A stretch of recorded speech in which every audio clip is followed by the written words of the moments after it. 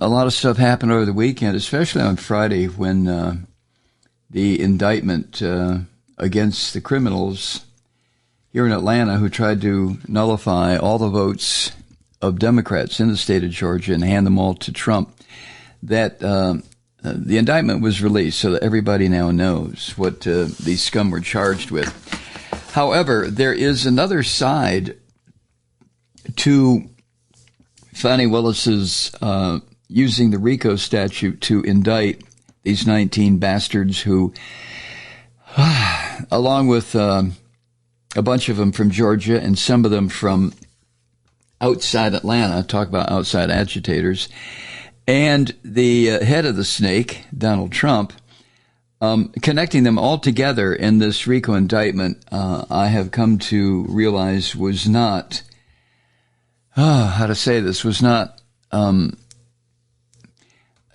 was not a very good thing to do. I don't know how else to put it. I'm not challenging what Fani Willis did. She's the district attorney of Fulton County. She knows she's forgotten more about the law than I will ever know. But what has arisen since it became clear that she was going to use the RICO statutes to indict these criminal son of a bitches is pretty scary. And that's what I want to talk about on this podcast. Back in March, and I'm getting most of this information from MSNBC, although I lived through it right here in Atlanta, in the Atlanta area. So I have witnessed most of this firsthand. Back in March, the GBI, which is the Georgia Bureau of Investigation, it's a state equivalent here in Georgia of the FBI on a national level. But the GBI brought terrorism charges against people who were protesting a planned public safety training center here in Atlanta. You may have heard about it. It's been dubbed Cop City by the people who are opposed to it. Now, that was bad enough when the GBI brought terrorism charges against people. That was bad enough. But this past week, I think it was Wednesday or Thursday, Georgia's Attorney General, who is a Christian fascist, his name is Chris Carr. Chris Carr unveiled a massive RICO indictment against 61 people that is so anti-Georgia and U.S. Constitution, especially the First Amendment, that it is going to put everyone's rights at stake, not just the people who've been indicted, not just people here in Georgia. Let me explain. I'll get to that in a minute. Now, with this indictment, the Christian fascist Attorney General here, Chris Carr, is claiming that the civil rights movement, which is what it is, which is known as Defend the Atlanta Forest, that's the name of the organization, that organization is a criminal, anti-government, anti-police, and anti-corporate extremist organization. That's what the Christian fascist Chris Carr has decided to label Defend the Atlanta Forest, that organization. Now, named in this indictment of 61 people are more than 36 people who were already facing a domestic terrorism charge that I just mentioned above, brought by the GBI, and also leaders of a fund that was put together to raise bail money, who were accused back in June of money laundering. They're raising money to bail out people who've been arrested. And that's being called in this RICO indictment money laundering. The indictment also includes 3 activists who were previously charged with felony intimidation. Felony intimidation after authorities said they distributed flyers, pieces of paper, that named a Georgia state cop a murderer because of his involvement in the murder of a protester. when this madness began. Now, the First Amendment, we all know, guarantees our right to free speech. It also guarantees our right to peacefully assemble and our right to petition the government for change. But the Christian demon, Chris Carr, the Georgia Attorney General, with this indictment, Carr is putting out a literal conspiracy theory that views so-called anti-police anarchism as inherently criminal and views virtually any protest activity as contributing to crime. Now, if you pause for a moment, it won't take long to remember this is exactly the kind of shit that was used against civil rights protesters, Black Panthers, all kinds of organizations back in the 60s and early 70s. These were the kinds of laws that were used to infiltrate organizations, civil rights organizations, execute people like members of the Black Panthers.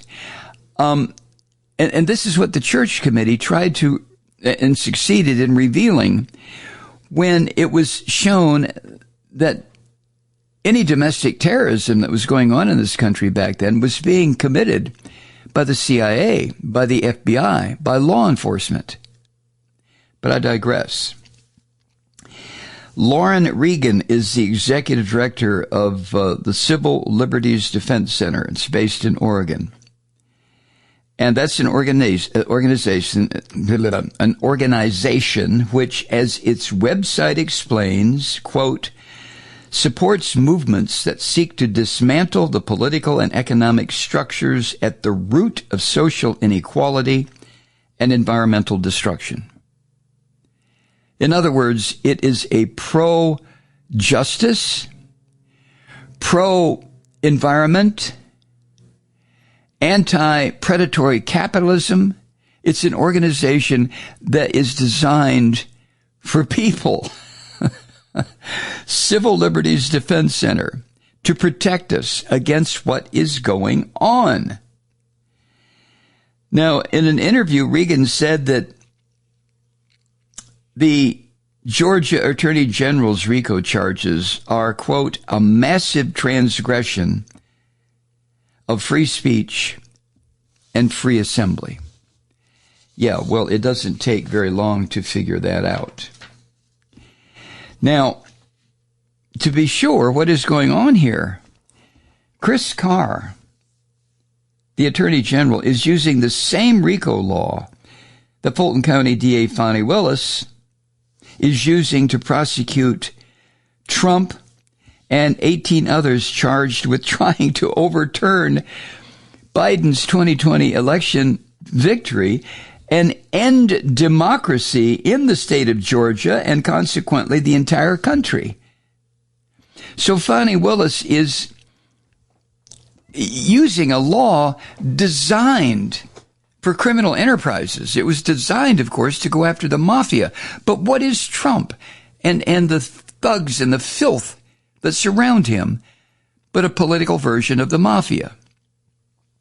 So Chris Carr, the smart-ass son of a bitch, decided, well, okay, Fani Willis, the colored lady that is the prosecutor in Fulton County, all right, I will use the same law to go after this group of protesters who want to stop our precious cop city.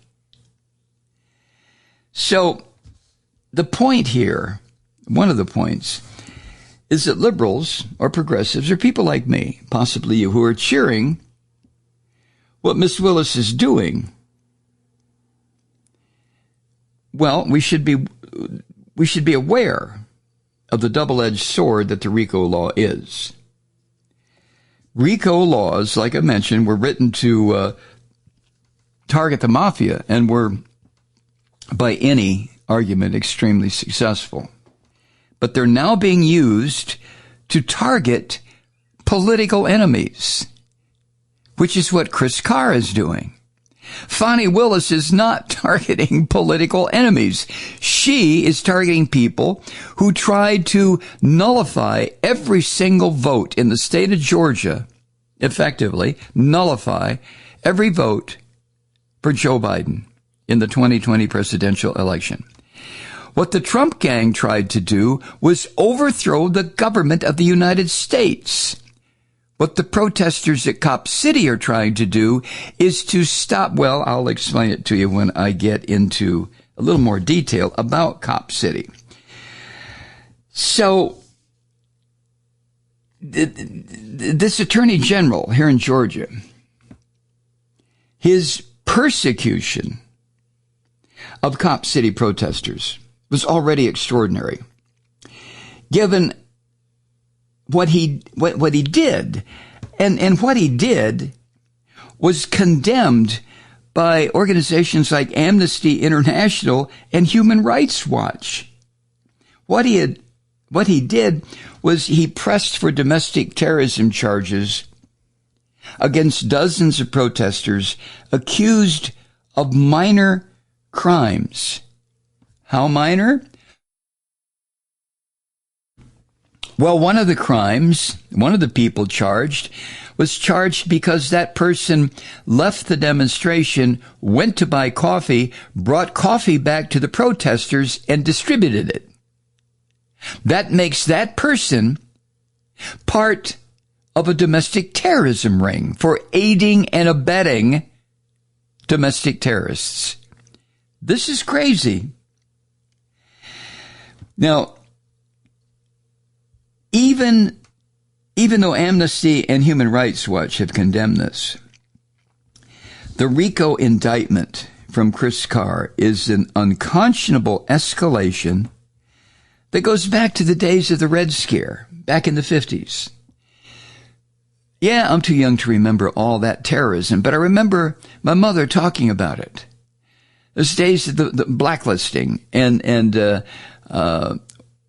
Joe McCarthy, senator from Wisconsin, and the madness that swept through this country. Eisenhower was considered to being a communist. McCarthy, the Army McCarthy hearings were about communist infiltration, Russian communist infiltration into our U.S. military. It was madness back then. Now, I have vague memories, very vague memories of being in the apartment that I shared with my family. And I still have a memory, believe this, of my mother ironing in the kitchen with the radio on, listening to these hearings, the Army McCarthy hearings. And and the reason I remember it is because, well, I didn't know at the time what the hell was going on. I can remember her getting very agitated and slamming things around in the kitchen and yelling at the radio. And years later, I asked my mother about that, and she said, oh, that was the Army McCarthy hearings, and I was so goddamned angry at what the senator from Wisconsin was accusing the U.S. military of. And remember, this is just 10 years after the U.S. military defeated fascism in Europe and in the Pacific. But I digress. So what Chris Carr is doing is going back to those Red Scare days with its criminalization of political dissent and this accusation of guilt by association. Now, Fani Willis presented enough evidence to the Fulton grand jury that the grand jury was completely convinced that nobody being charged in her indictment was being charged with guilt by association. They were being charged with actual commission of actual crimes, like the people who willingly signed up to be fake electors in the scheme to destroy democracy in this country. I don't want that to get lost on anybody. This guilt by association does not apply to the 19 indicted, or the 18 indicted, along with this orange rotten son of a bitch whose foul manipulation of this country just goes on and on. It just doesn't stop. Hi, Truth Seekers. Mike Malloy here. You know, the Progressive Voices Network brings you commercial-free commentary from today's leading progressive radio hosts and pundits, like me, Mike Malloy, 24 hours a day. I'm not your typical old guy from the 80s or the 90s talk radio host, and Progressive Voices is not your typical talk radio network. It's a listener-supported nonprofit with no corporate control whatsoever over our broadcast. So hosts like me, Mike Malloy, are free to rant and scream and carry on about whatever we like. We're often controversial, but we're never boring. Weeknights, 9 p.m. in the East, 6 p.m. in the West on the Progressive Voices Network. Always progressive, always on. I'm Mike Malloy. Keep it lit.